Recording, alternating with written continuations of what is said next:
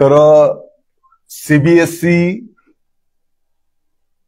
Board सह सर्व माध्यमांच्या शाळांच्यासाठी मराठी भाषा हा विषय त्या ठिकाणी बंधनकारक करण्यात आलेला आहे। मला आपल्याला अतिशय आनंदाने हे पण सांगायचं आहे की केंद्र शासनाने जे काही एक प्रारूप की कोणत्या विषयांच्यासाठी किती तासिका दिल्या पाहिजेत, तर त्याच्यामध्ये 10 तासिका मातृभाषेच्या साठी असं प्रस्तावित केलेलं असताना आपल्या राज्याने 15 तासिका म्हणजे 35 मिनिटांचं 1 तास आठवड्याच्या साठी आपल्या मराठी भाषेच्या साठी दिलेले आहेत। म्हणजे जे काही प्रारूप आहे त्याच्यामध्ये 10 तासिका प्रस्तावित असताना आपल्या राज्याने 15 तासिका साप्ताहिकीमध्ये त्या ठिकाणी मराठी भाषेच्या साठी प्रस्तावित केलेले आहेत। उलट जास्तीचा वेळ आपण मराठी भाषेला त्या ठिकाणी द्यायला घेतलेला आहे। आपल्या सर्वांना माहिती आहे की गेल्या अनेक वर्षांच्या पासून इंग्रजी भाषा अगदी आपल्या मराठी माध्यमाच्या पासून तर इतर माध्यमांमध्ये पण काही वर्षांच्या पासून आपण स्वीकारलेली आहे। ठीक आहे, काळाची गरज असेल आणि त्या माध्यमातनं जगाच्या पाठीवर देश पातळीवर त्याचे चांगले सकारात्मक पण परिणाम आपण बघितलेले आहेत। आत्ताच्या घडीला जे काही प्रारूप तयार करण्यात आलेलं आहे त्यामध्ये तिसऱ्या भाषेच्या साठी भारतीय 22 भाषा आहेत। या भाषांपैकी विद्यार्थी पालक जी भाषा निवडतील ती भाषा त्या विद्यार्थ्याला शिकवण्याचं प्रारूप त्या ठिकाणी असणार आहे।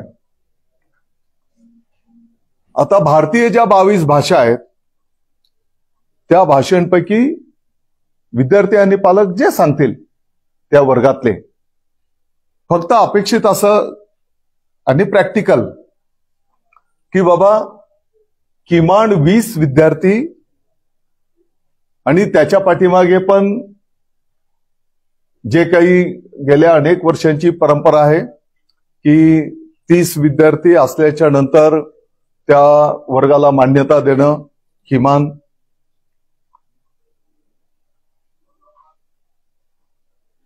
तर हे किमान 20 पेक्षा जास्त विद्यार्थी जी भाषा मागणी करतील त्याप्रमाणे त्या भाषेचा शिक्षक त्या ठिकाणी उपलब्ध करून दिला जाईल। त्यापेक्षा कमी संख्या असेल तर जे काही ई प्रणाली शिक्षण पद्धती आहे त्या शिक्षण पद्धतीच्या द्वारे त्या ठिकाणी शिक्षण दिलं जाईल। आता जेव्हा आपण तिसऱ्या भाषेच्या विषयी बोलतो आहोत तर कोणती विशिष्ट भाषा ही विद्यार्थी पालकांनी घ्यावी असं कुठेही बंधनकारक नाही।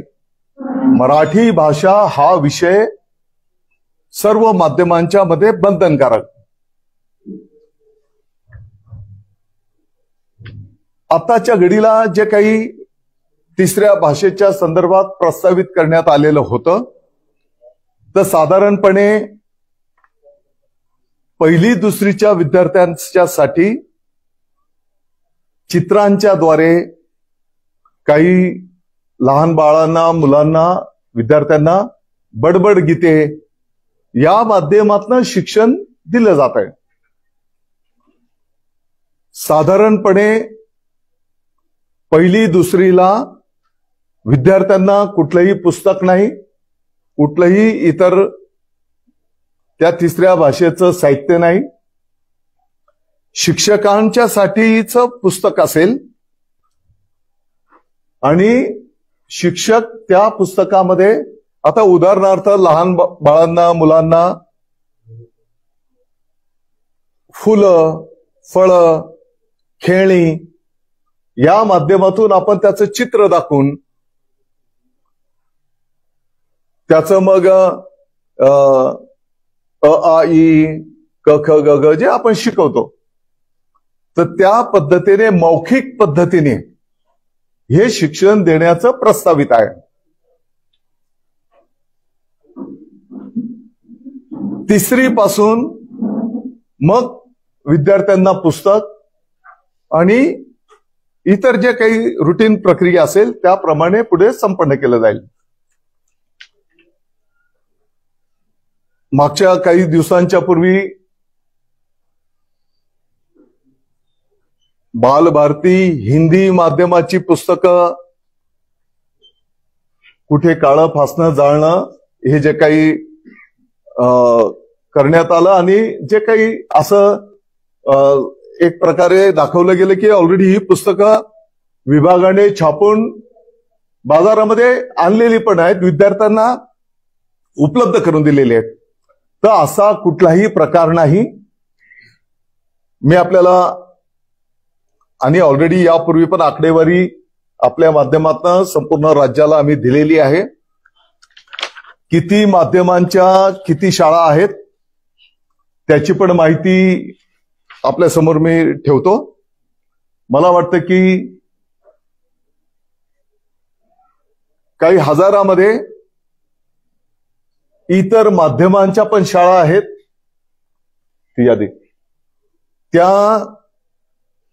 त्याप्रमाणे आहे इथेच आहे.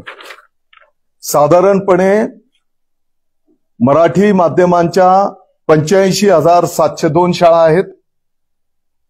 1,27,000 त्याच्या पुढे विद्यार्थ्यांची संख्या आहे.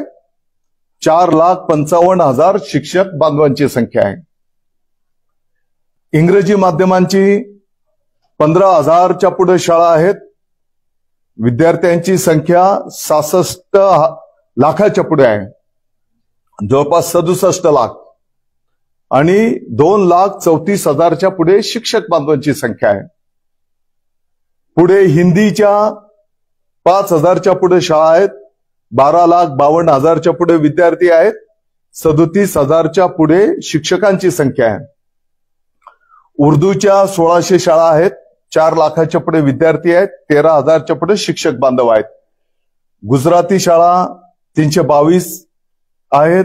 33,000च्या पुढे विद्यार्थ्यांची संख्या आहे.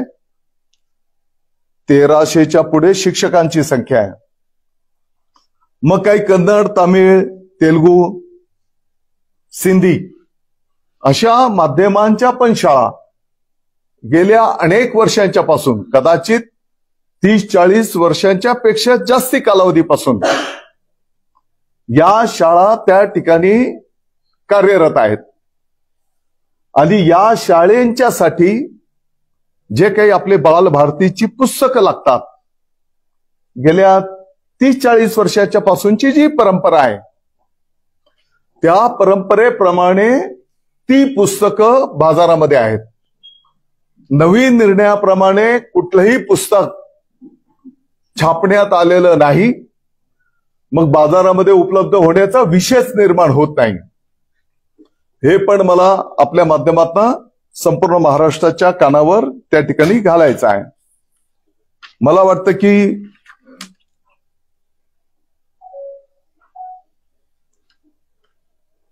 अनेक माध्यमांच्या शाळेंमध्ये त्रिभाषा सूत्र गेल्या अनेक वर्षांच्या पासून स्वीकारलेलं आहे. उदाहरणार्थ जसं मी आता सांगितलं की हे जे काही इंग्रजी पासून तर तेलुगू पर्यंत ज्या काही हजारातल्या शाळा आहेत, या शाळेंमध्ये त्रिभाषा सूत्र म्हणजे ती ज्या माध्यमाची शाळा असेल ती भाषा, मराठी बंधनकारक आहे, इंग्रजी अशा पद्धतीने पहिलीपासून या विद्यार्थ्यांना त्या ठिकाणी शिक्षण गेल्या अनेक वर्षांच्या पासून दिलं जात आहे.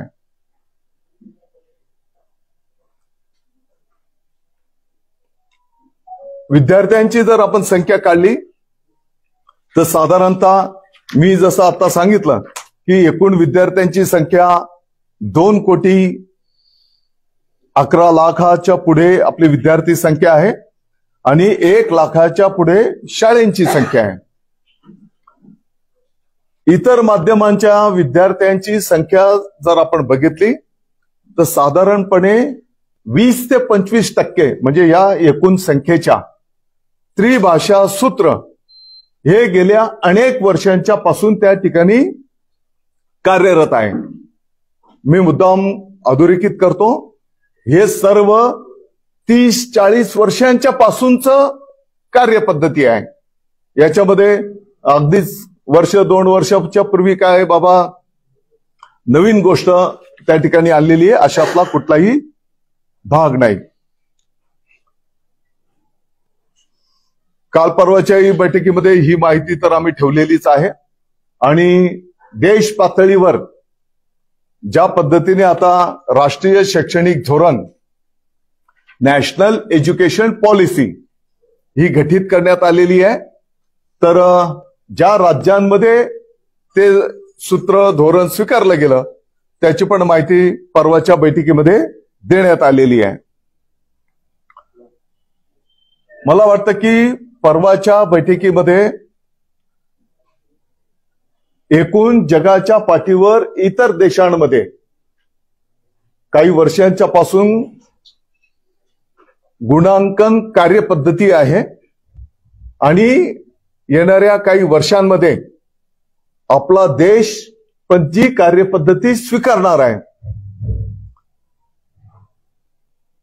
Academic bank of credit ABC या मूल्यमापनाच्या संकल्पनेमध्ये जी काही मार्गदर्शक तत्व निर्गमित करण्यात आलेली आहे त्यामध्ये एखाद्या विद्यार्थ्याने किती विषय शिकलेले आहेत, किती कला क्रीडामध्ये त्याने प्रावीण्य मिळवलेलं आहे याची पण एक गुणांकन पद्धती त्या ठिकाणी असणार आहे आणि त्याच्या त्या क्रेडिट बँकमध्ये किती गुण त्या ठिकाणी मिळालेले आहेत याच्यावर त्याचं भविष्याचं प्रवेशाची प्रक्रिया त्या ठिकाणी राबवली जाणार आहे.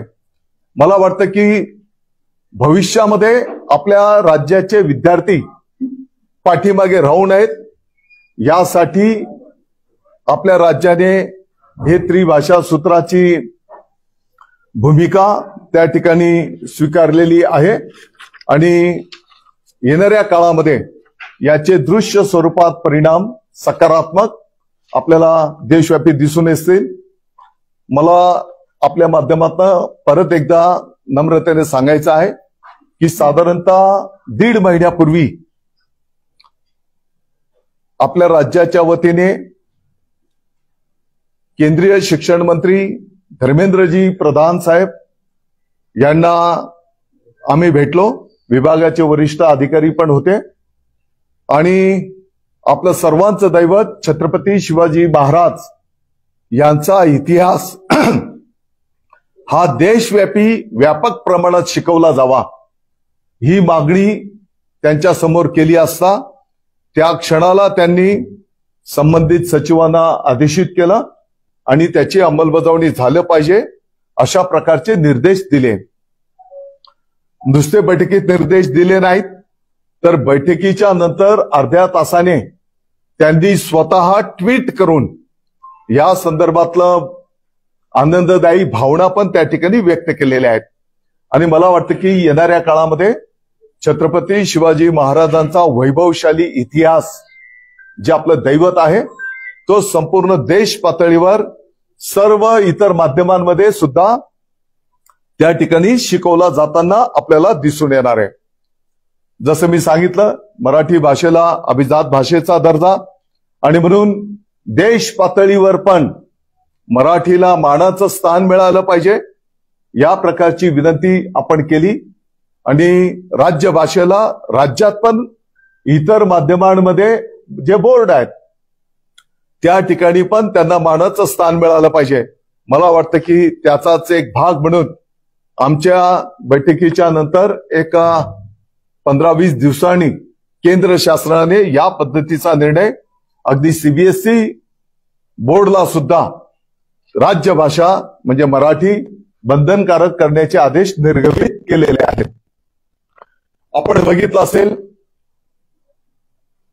गरजा महाराष्ट्र माझा हे आपलं राज्यगीत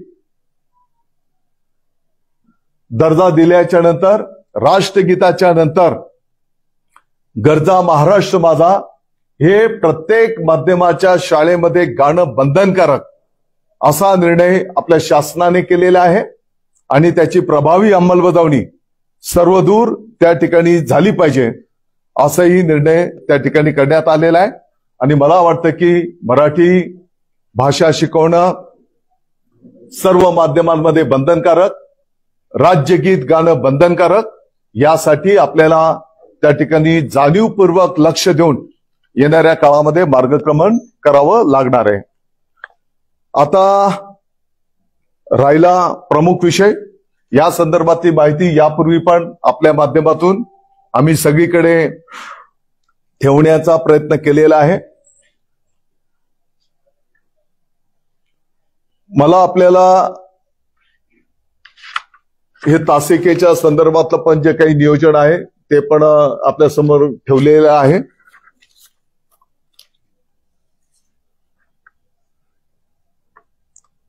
आपल्या माध्यमातून मला महाराष्ट्राच्या सर्व नागरिकांना, सर्व विद्यार्थी पालकांना नम्रतेने काही कागदपत्रांच्या माध्यमातून काही माहिती द्यायची आहे.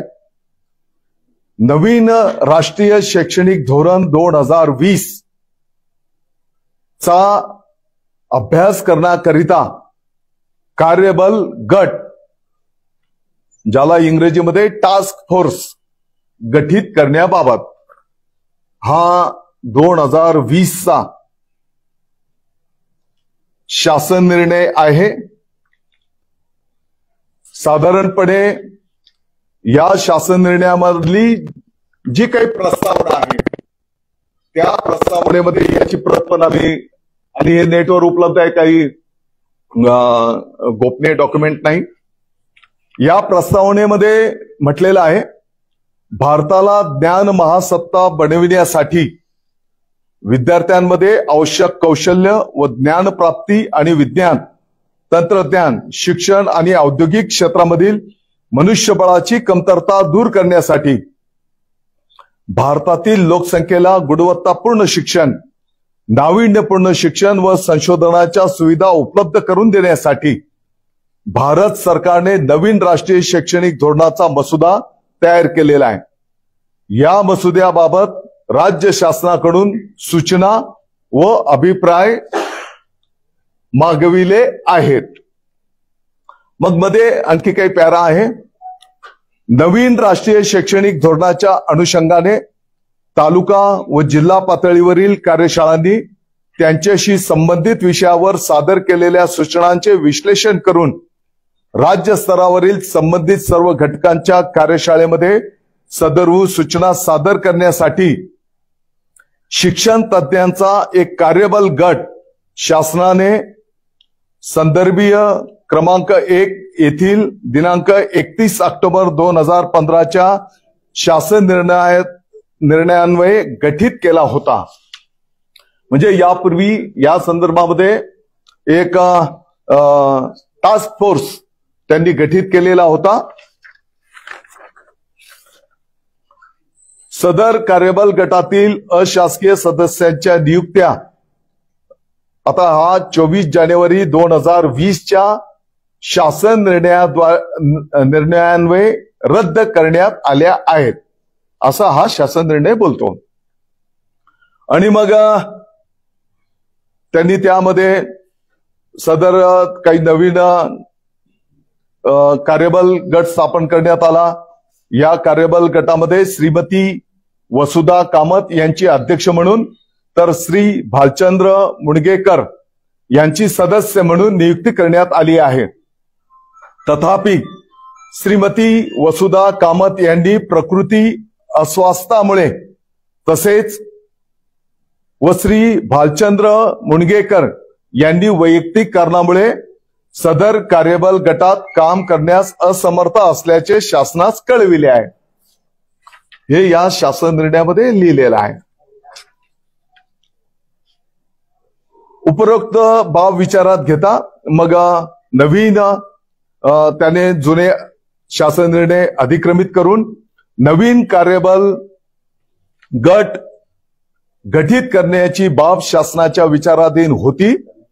त्यानुसार शिक्षण क्षेत्रातील खालील तज्ञांचा समावेश करून नवीन कार्यबल गट निर्माण करण्याचा खालीलप्रमाणे निर्णय घेण्यात येत आहे. आणि मग ऑक्टोबर 2020 मध्ये हा एक टास्क फोर्स कार्यबल गट गठीत करण्यात आलेला आहे.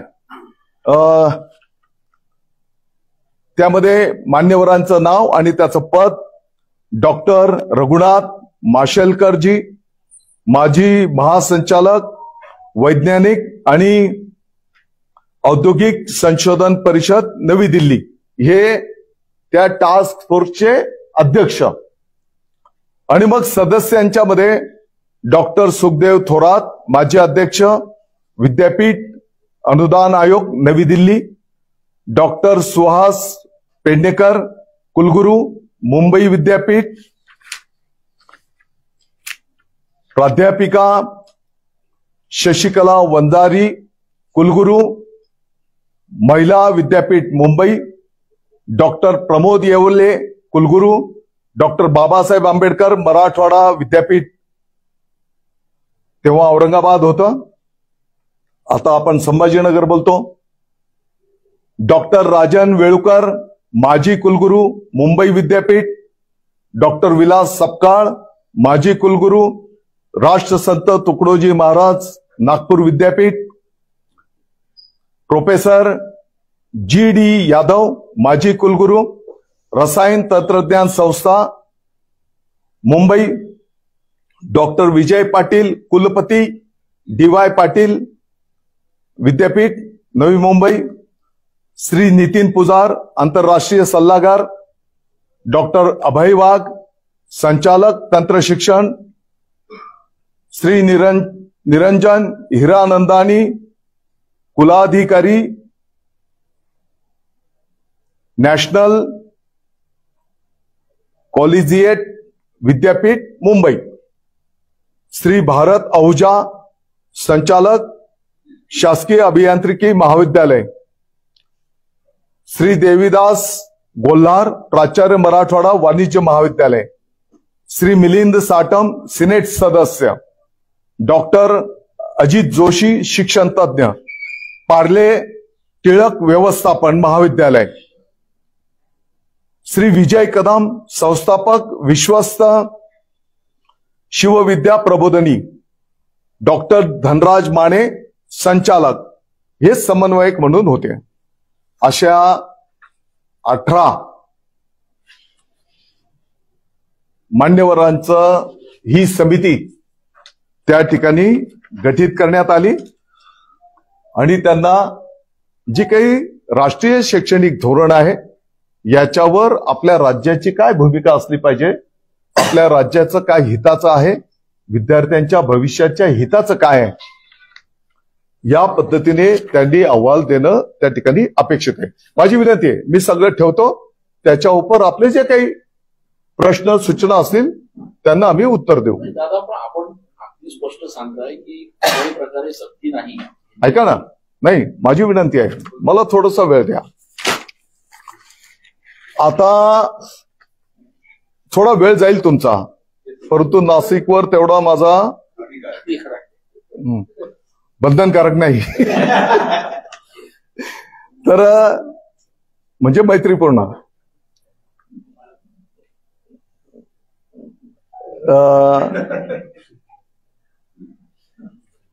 हा टास्क फोर्स गठीत करण्यात आला. याच्यामध्ये अतिशय मान्यवर की ज्यांचं शिक्षण क्षेत्रामध्ये, आणि मी तुम्हाला सगळं डिटेल सांगितलेलं आहे. आता हा टास्क फोर्स जेव्हा निर्माण करण्यात आला, किंबहुना या टास्क फोर्सने आपला अहवाल सादर केलेला आहे. त्या अहवालामध्ये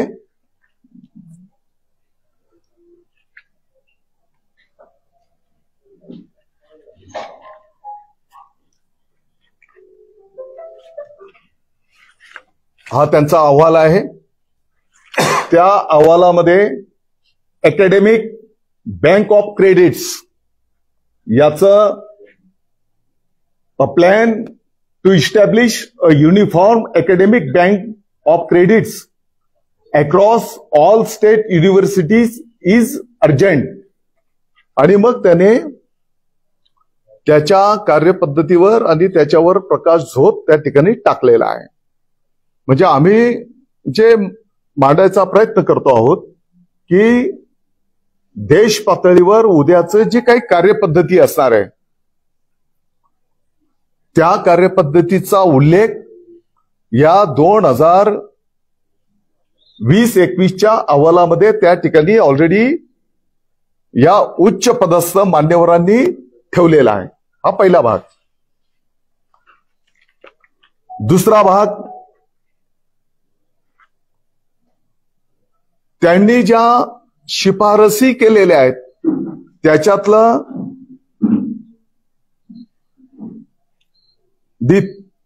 तिसरी भाषेच्या संदर्भामध्ये the third language formula English Marathi in schools, म्हणजे इंग्रजी माध्यमांच्या शाळेमध्ये पण आणि मराठी माध्यमांच्या शाळेमध्ये पण. त्यामध्ये हे आमचं मत नाही किंवा आम्ही हे बंधनकारक पण बोलू इच्छित नाही. भारतीय ज्या 20 भाषा आहेत या भाषांच्या पैकी विद्यार्थी आणि पालक यांनी त्यांची भाषा निवडायची आहे. आता या अहवालामध्ये असं लिहिलेलं आहे, English and Hindi as second language in the school should be introduced right from the first standard.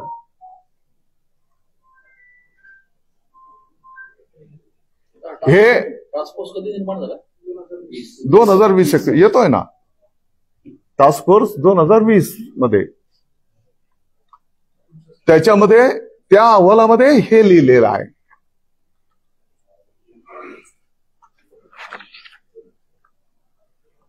आता जसं मी सांगितलं, academic bank of credit system to be devised and detailed urgently, त्याची कार्यपद्धती पण त्यांनी त्या ठिकाणी विशद केलेली आहे.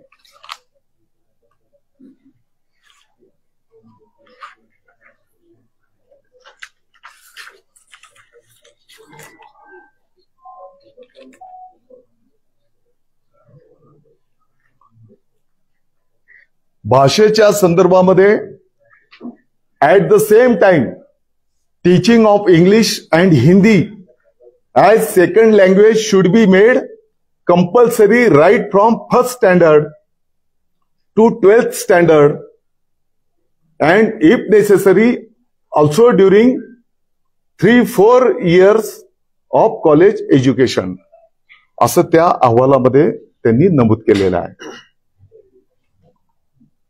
हा त्यांचा सविस्तर अहवाल आहे आणि या अहवालाच्या नंतर प्रत्येक विषयाचं प्रारूप आणि त्याच्या अंमलबजावणीच्या साठी पण आणखी 5 समित्या गठीत करण्यात आल्या. मी त्या विषयावर जाऊन आपला वेळ मी काही घेऊ इच्छित नाही.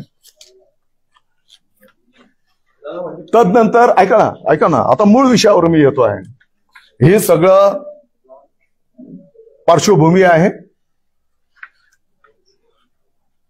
साधारणपणे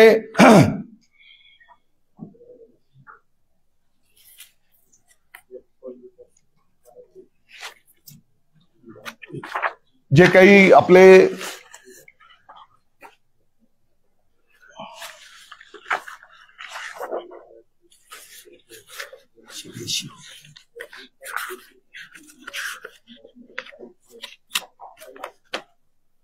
शासन निर्णय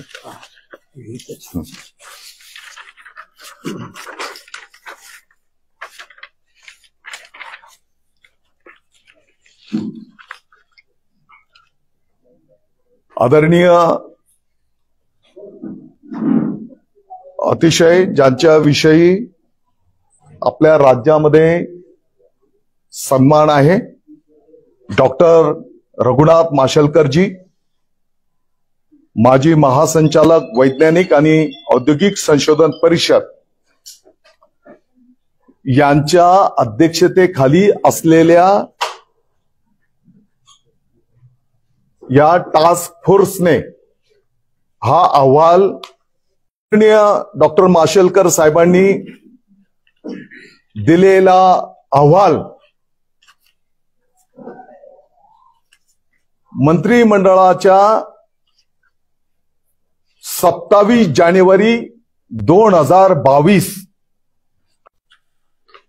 त्या दिवशी त्या अहवालाला स्वीकृती काय लिहिलेलं आहे मी आपल्या माध्यमातून रेकॉर्डवर आणलेला आहे आणि 27 जानेवारी 2022 ला हा अहवाल मंत्रिमंडळाने स्वीकारला।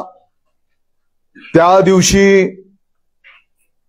योगायोग असेल 5 प्रमुख विषय मंत्रिमंडळाच्या समोर होते। पहिलाच विषय होता राष्ट्रीय शैक्षणिक धोरण 2020 धोरण अंमलबजावणीसाठी मुख्यमंत्र्यांच्या अध्यक्षतेखाली कार्यगट, हे त्या मंत्रिमंडळाच्या बैठकीतला प्रमुख पहिला विषय होता। आणि जे काही 5 विषय होते माहित नाही काय योगायोग असेल, 5वा विषय होता super market walk in store मध्ये शेल्फ इन शॉप पद्धतीने वाईन विक्रीची संकल्पना, हा पण विषय त्या मंत्रिमंडळाच्या बैठकीत होता। आपल्याला सर्वांना ज्ञात आहे, महाराष्ट्राला माहिती आहे 2020-21 मध्ये आपल्या या महाराष्ट्राच्या राज्याचं जे काही मंत्रिमंडळ अस्तित्वात होतं त्यामध्ये महाराष्ट्राचे मुख्यमंत्री म्हणून माननीय श्री उद्धव बाळासाहेब ठाकरे साहेब होते। उपमुख्यमंत्री माननीय अजितदादा अनंतराव पवार हे उपमुख्यमंत्री होते आणि त्यांच्याकडे वित्त नियोजन, राज्य उत्पादन शुल्क हे विभाग त्यांच्याकडे होते। आणि मग अगदी मी काही कोणती गोष्ट झाकून ठेवू इच्छित नाही। मला वाटतं की त्या मंत्रिमंडळामध्ये वरिष्ठ जे काही मंत्रीगण आहेत सगळे माननीय सुभाष देसाई, अशोक चव्हाण साहेबांच्या पासून माननीय श्री छगन चंद्रकांत भुजबळ साहेब हे पण मंत्रिमंडळामध्ये होते आणि मग इतर नेते पण आहेत। तेव्हा शालेय शिक्षण मंत्री म्हणून श्रीमती वर्षा एकनाथ गायकवाड ताई होत्या, श्री उदय रवींद्र सामंत साहेब उच्च तंत्र शिक्षण मंत्री होते, दादाजी दगडू भुसे कृषी मंत्री म्हणून पण होते आणि मग इतर मंत्रीगण आहेत, त्याच्यामध्ये श्री आदित्य उद्धव ठाकरे हे पण मंत्री महोदय तिकडे होते. आणि हे काही गोपनीय गोष्ट नाहीये, अख्ख्या महाराष्ट्राला हे सगळं माहिती आहे. मला वाटतं की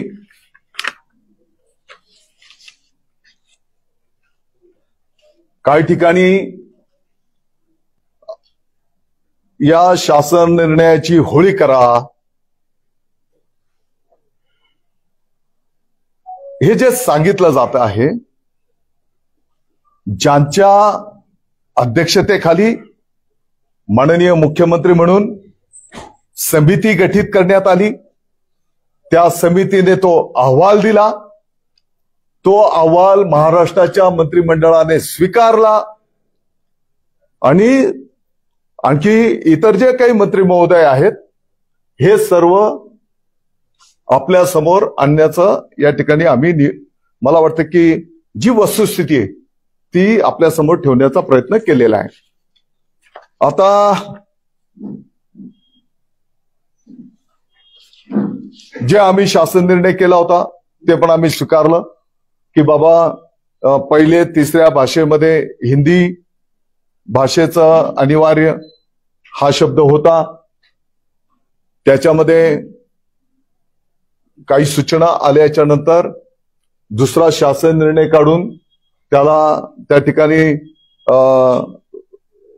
स्थगिती देण्यात आली आणि मग आपल्या भारताच्या ज्या काही 22 भारतीय भाषा आहेत आणि ऐच्छिक मराठी बंधनकारक व्यतिरिक्त कुठलीही भाषा बंधनकारक नाही, हे स्पष्टतेने मी आपल्या माध्यमातून महाराष्ट्राच्या सर्व विद्यार्थी आणि पालकांना अतिशय नम्रतेने सांगू इच्छितो. अंमलबजावणी का बंद झाली? तुम्ही म्हणता 2022 मध्ये मंत्रिमंडळ केलं मान्यता दिली आहे, 22 पासून इतका वेळ का बरं लागला त्याला अंमलबजावणीसाठी? मला वाटतं की त्याच्या पुढची जी काही प्रक्रियेचा भाग असेल त्याप्रमाणे ते प्रोसेस पुढे झाली असेल. धोरण जे आहे ते राज्य सरकारने महाराष्ट्र सरकारने स्वीकारलं, अशाच पद्धतीनं इतर राज्यांनी देखील अशा प्रकारचं हे धोरण जे केंद्राचं आहे ते स्वीकारलं आहे का? त्यांनी तिकडच्या भाषा इच्छित केल्या आहेत, राज्यांनी केलं स्वीकारलं? मला वाटतं की परवाच्या बैठकीमध्ये किती राज्यांनी ते धोरण स्वीकारलेलं आहे त्याची माहिती पण आम्ही ठेवली. जे राज्यांनी स्वीकारलं तेच सांगितलं आम्ही. आणि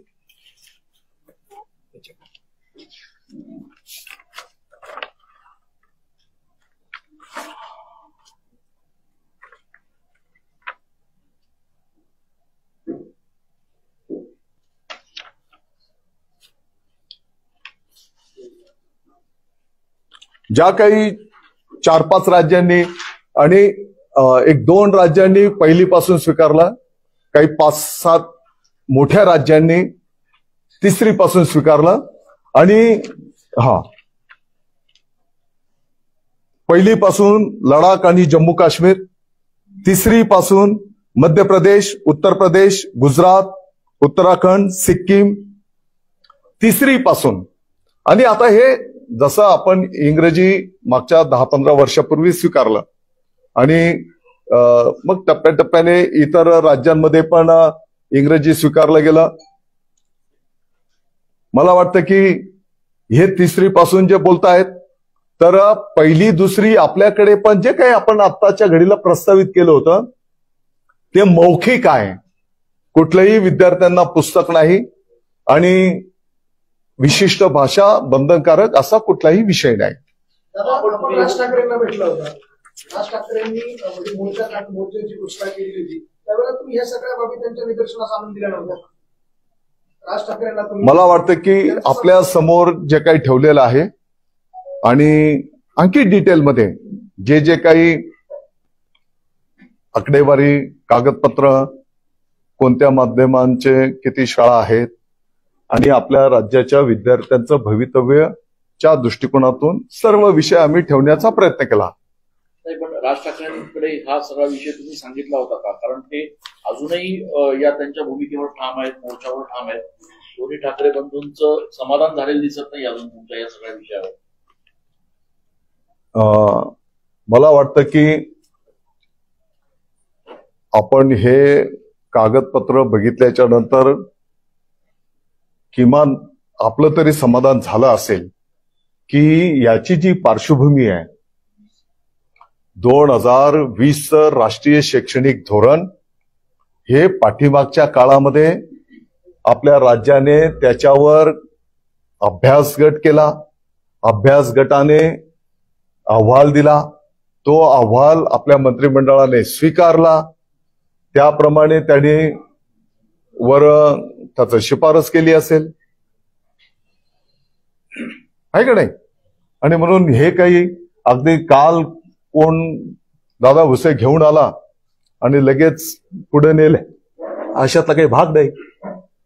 नाही, पण मग आता हा जो त्यांचा प्रस्तावित मोर्चा आहे 5 जुलैचा, तो थांबवण्यासाठी म्हणा किंवा अशा पद्धतीनं काही होऊ नये यासाठी आपल्याकडनं पुन्हा एकदा मला वाटतं की या संदर्भामध्ये माननीय राज ठाकरे साहेबांनी काही मुद्दे उपस्थित केल्याच्या नंतर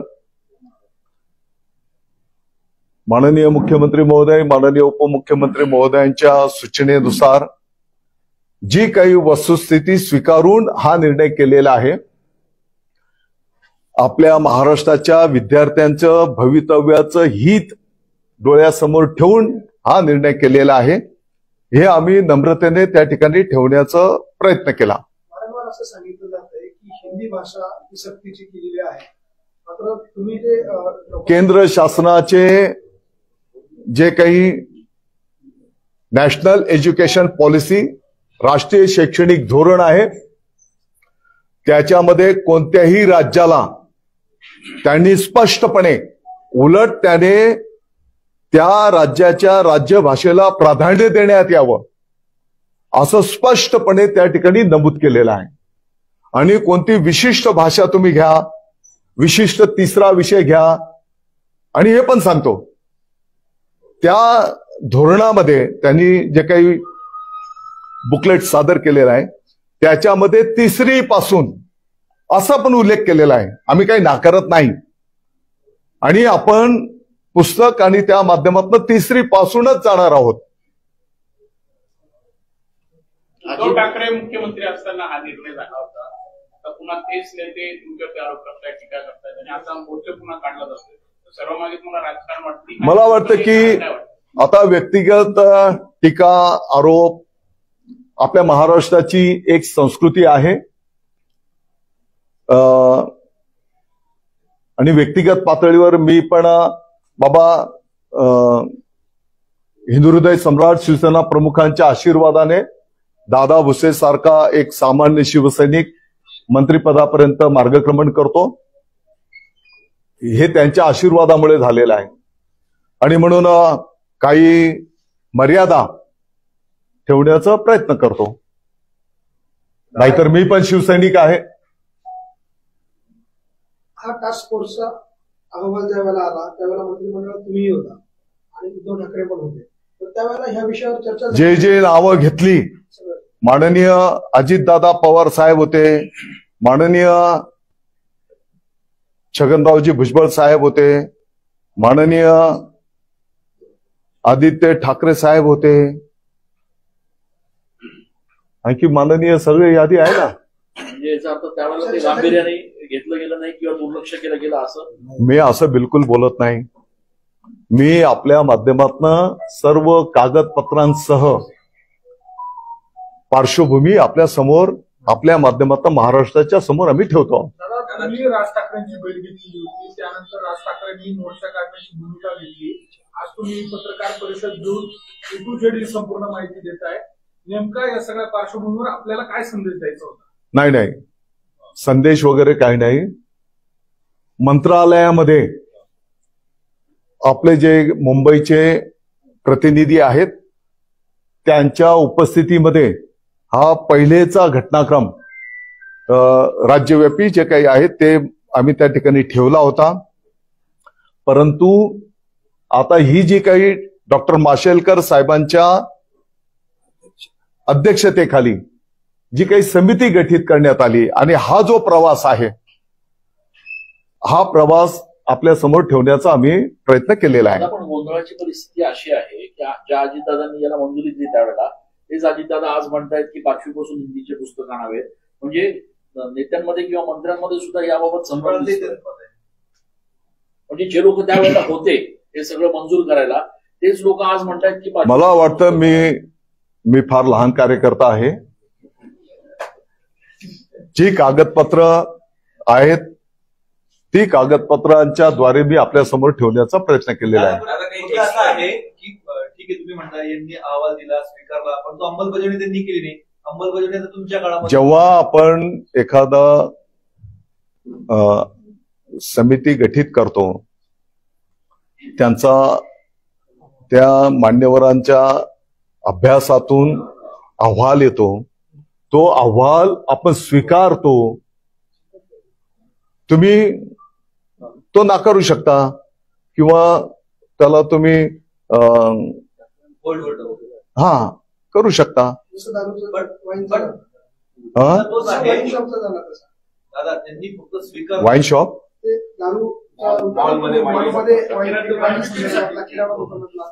नाही, मी बोललो की योगायोग असेल असं मी बोललो. अंमलबजावणी तुमच्या काळामध्ये त्याची केली जात आहे म्हणून हा संपूर्ण बवाल झाला आहे. आणि दुसरं त्यांना मंजुरी आहे, जरी समजा मागच्या सरकारने दिली असली तरी त्याच्यात बदल करण्याचा अधिकार पण तुमच्याकडे आहे किंवा फेटाळण्याचा.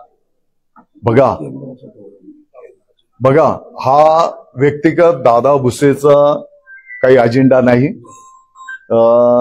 या संदर्भातला अंतिम निर्णय माननीय मुख्यमंत्री महोदय ज्यांच्या नेतृत्वाखाली आम्ही सगळेजण काम करतो, माननीय उपमुख्यमंत्री महोदय याचा अंतिम निर्णय करतील. परंतु जी वस्तुस्थिती आहे ही आपल्या माध्यमातून समोर ठेवण्याचा प्रयत्न केलेला आहे. कधीपर्यंत अपेक्षित आहेत? तुमच्याकडनं काही मुख्यमंत्र्यांशी या संदर्भात बोलणं झालंय का की आता यावर काही निर्णय घेण्याची आता गरज आली आहे? बघा, या विषयावर चर्चा झाली. म्हणजे ज्यांचे काही प्रश्न आहेत, जसं माननीय राज ठाकरे साहेबांच्या तिकडे त्यांच्या घरी गेलो ना आम्ही. शेवटी ते पण त्यांच्या एका पक्षाचे प्रमुख आहेत आणि मी जसं बोललो की हा काही व्यक्तिगत माझ्या प्रतिष्ठेचा विषय नाही. तिकडे गेलो, त्यांच्या समोर आम्ही सगळं मांडलं. आता काही साहित्यिक महोदय आहेत, त्यांच्याशी पण ज्यांचे काही प्रश्न असतील आम्ही ते ठेवणार आहोत ना. आता बऱ्याच ठिकाणी हे मौखिक आहे आणि ऑलरेडी 5वी पासून त्रिभाषा सूत्र आहेच ना आपल्याकडे. 5वी पासून आहेच, काही वर्षांच्या पासून आहे.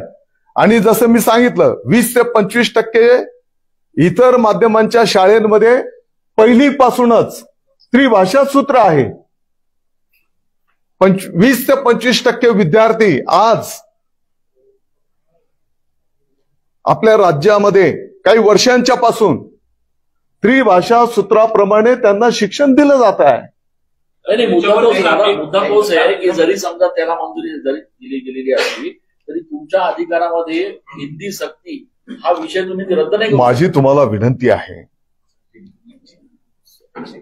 मी हिंदी सक्ती किंवा कोणती भाषा सक्ती असा शब्द निघाला का? त्या अहवालात जे म्हणताय ते कुठे?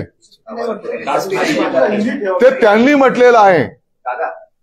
त्या आम्ही म्हटलंय का? तो अहवाल आम्ही तयार केला आहे का? पण याला जोडून तुम्ही जसं म्हणले की 25% माध्यमांमध्ये किंवा इतर माध्यमांमध्ये 25% 20 ते 25% 3 भाषा शिकवल्या जातात. परंतु आपल्याकडे मराठी माध्यमांना परिस्थिती अशी आहे तज्ञांच्या म्हणण्यानुसार की महापालिकेची शाळा असतील, जिल्हा परिषद शाळा असतील, त्या लेवलचं ना इन्फ्रास्ट्रक्चर अवेलेबल आहे, ना त्यांना शिक्षक अवेलेबल आहे. ही वस्तुस्थिती आपण स्वीकारतो आणि तुम्हाला दिसून येईल.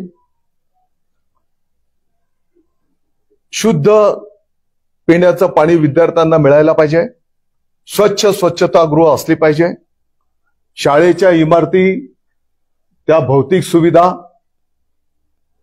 वाचनालय, ई सुविधा, क्रीडांगण या विषयांवर पण आता आपण विशेष लक्ष देतोय. तुम्हाला दिसून येईल की येणाऱ्या वर्षभरामध्ये 5,000 जिल्हा परिषद नगरपालिकेच्या शाळा आदर्श शाळा आपण करायला घेतो आहोत. आपल्याला दिसलं असेल, दुर्दैवाने त्या विषयाला माहीत नाही, परंतु समाजाच्या पर्यंत, जनतेच्या पर्यंत आलं नाही. महाराष्ट्राच्या इतिहासामध्ये पहिल्यांदाच शाळा शैक्षणिक वर्ष सुरू होत असताना स्वतः माननीय राज्यपाल महोदय, माननीय मुख्यमंत्री महोदय, माननीय उपमुख्यमंत्री महोदय, मंत्रीगण, सन्माननीय खासदार, आमदार महोदयांच्या पासून, स्थानिक लोकप्रतिनिधींच्या पासून सर्व प्रशासनाच्या वतीने विद्यार्थ्यांचं शाळेमध्ये स्वागत, मला वाटतं की इतक्या मोठ्या प्रमाणात राज्याच्या इतिहासात पहिल्यांदा झालेला आहे. प्रत्येक 10,000 शाळेंचा एक वर्ग पहिल्या टप्प्यामध्ये आपण आदर्श वर्ग करायला घेतो आहोत, सर्व सुविधांयुक्त, आणि टप्प्याटप्प्याने ती पूर्ण शाळा आपण आदर्श शाळा करायला घेतली. अनेक शिक्षक बंधू भगिनींनी अतिशय समर्पित पद्धतीने कार्य केलेलं आहे. आणि आपण जर बघितलं असेल तर गुढीपाडव्याच्या पासूनच आपल्या वस्तुस्थिती आहे ना की जिल्हा परिषद नगरपालिकेची पटसंख्या कमी होते, कोण नाही बोलताय, परंतु ती पटसंख्या वाढवण्याच्यासाठी गुढीपाडव्याच्या पासूनच गुढीपाडवा आणि पटसंख्या वाढवा हे अभियान शिक्षक बांधवांनी स्वतः उत्स्फूर्तपणे राबवून त्या ठिकाणी तुम्हाला आता आकडेवारी निश्चित होईल. त्या आकडेवारीप्रमाणे मला विश्वास आहे की पटसंख्या वाढलेली आपल्याला दिसून येणार आहे. आणि मग या विद्यार्थ्यांना एक गुणवत्तापूर्ण आनंददायी शिक्षण मिळालं पाहिजे, क्वालिटी एज्युकेशन मिळालं पाहिजे. विद्यार्थ्यांना भाकरीचं राष्ट्रीयत्वाचं शिक्षण देण्याचा निर्धार आपल्या विभागाने त्या ठिकाणी केलेला आहे. दादा, एनएपी मध्ये दुसरीपर्यंत शिक्षण मातृभाषेतून द्यावं असं म्हटलंय नॅशनल एज्युकेशन बोर्ड. बिलकुल म्हटलेलं आहे. म्हटलंय. असं असताना 3 भाषांच्या आसक्ती दुसरीपर्यंत कशासाठी? मी परत एकदा रिपीट करतो, पहिली दुसरीला बडबड गीते, मौखिक, ज्याला मौखिक बोलतो आपण, चित्र या माध्यमातून, आणि तिसरी पासून ऑलरेडी 5वी पासून आहे तर 3री 4थीला पुस्तक असं बोलू शकतो आपण. म्हणजे मातृभाषेतूनच इतर भाषांचं शिक्षण देणार आहे. तिसरी मातृभाषेचं शिक्षण द्यावं असं एनएपी मध्ये. पहिली मातृभाषा तर बंधनकारक केलीच ना आपण, नुसती मराठी नाही.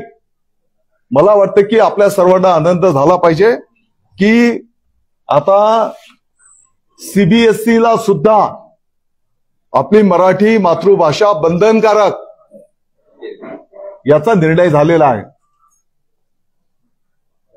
ठीक आहे. आणि तुम्ही जो जी आर काढलेला आहे त्याची उद्या होळी करण्यात येणार आहे. 5 जुलैची एक रंगीत तालीम म्हणून होळी. मला वाटतं की लोकशाही प्रक्रियेमध्ये तुम्ही जसं बोलले काय आंदोलन किंवा काय, हा ज्याचा त्याचा अधिकार आहे. आता संजय राऊतांनी गंभीर आरोप केलेला आहे की हे सर्व जे काही सुरू आहे ते राष्ट्रीय सेवा संघ आणि केंद्र सरकारच्या दबावामुळेच मुर्दा पाडला जातो. आता 2020-21 मध्ये कोण होतं? ती समिती, तो अहवाल कोण होतंय? मी तुम्हाला मंत्रिमंडळ दाखवलं ना, अहवाल दाखवला. मला वाटतं की अभ्यास करून बोललं पाहिजे त्यांनी, आणि एका संयमतेने कोण पण असू दे, दादा भुसे असू दे, आणखी कोण पण असू दे. देवेंद्र फडणवीस ठाम आहेत या अंमलबजावणीवरती किंवा हा निर्णय असा काही मी आपल्याला नम्रतेने सांगू इच्छितो की हा कोणाच्याही व्यक्तिगत प्रतिष्ठेचा विषय नाही. हा विषय आपल्या महाराष्ट्राच्या विद्यार्थ्यांचं हित डोळ्यासमोर ठेवून घेतलेला आहे. परत मी आपल्याला रिपीट करतो, याचा अंतिम निर्णय माननीय मुख्यमंत्री महोदय, माननीय उपमुख्यमंत्री महोदय करतील. आणि जे चर्चा केल्यानंतर त्यांनी अशी कोणती मागणी केली का त्या मुद्द्यावरती तुम्ही नाही, आम्ही त्यांच्या समोर सगळ्या बाबी ठेवल्या. आता कोणता मुद्दा त्याच्यामध्ये आम्ही हे पण ठेवलं की बाबा भाषेच्या सोबत कला क्रीडा या विषयांना पण प्राधान्य देण्यात येणार आहे. त्यांनी सांगितलं की त्यांनाही प्राधान्य द्या. मोर्चा काढण्याची त्यांनी घोषणा केली. आता हा त्यांचा विषय आहे ना. आता त्या कार्यालयावरून काही मुद्दे उपस्थित केले जात आहेत. कुठे शाळेमध्ये तुमचं कार्यालय उपस्थित केलं जातं, त्याच्यावर काही मुद्दे उपस्थित केले जातात. माझी आपल्याला विनंती आहे, माझ्या समोर मी या प्रमुख विषयाचं महत्व कमी करू इच्छित नाही. आणि फक्त काही मंडळी आपली, मी जसं बोललो की एक संस्कृती आहे, त्या संस्कृतीचं भान ठेवून आपण मार्गक्रमण करत असतो. आणि असं काय नाही, आम्ही सगळेजण जरी आता कोण कुठे असतील तरी एकमेकांचं काय व्यक्तिमत्व आहे, काय विचारसरणी हे सगळ्यांना ज्ञात आहे. मला वाटतं की जसं तुम्ही बोलले की बाबा काही खालच्या पातळीवरनं, आता मला एवढंच सांगायचं की काही गोष्टी मी पण बोलू शकतो. हा नैतिक अधिकार कोणाला राहील या विषयाच्या त्रिभाषेच्या संदर्भात बोलण्याचा, की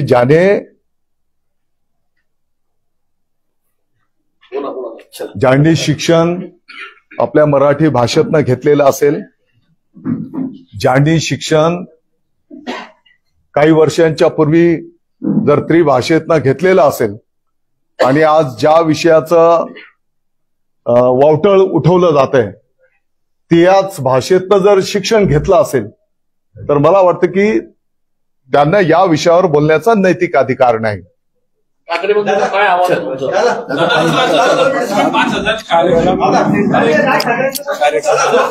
दादा तुम्ही 5,000 शाळांचं बोलले की आपण नव्याने इमारती बांधतो आणि आपलं आदर्श शाळा त्या विषयावर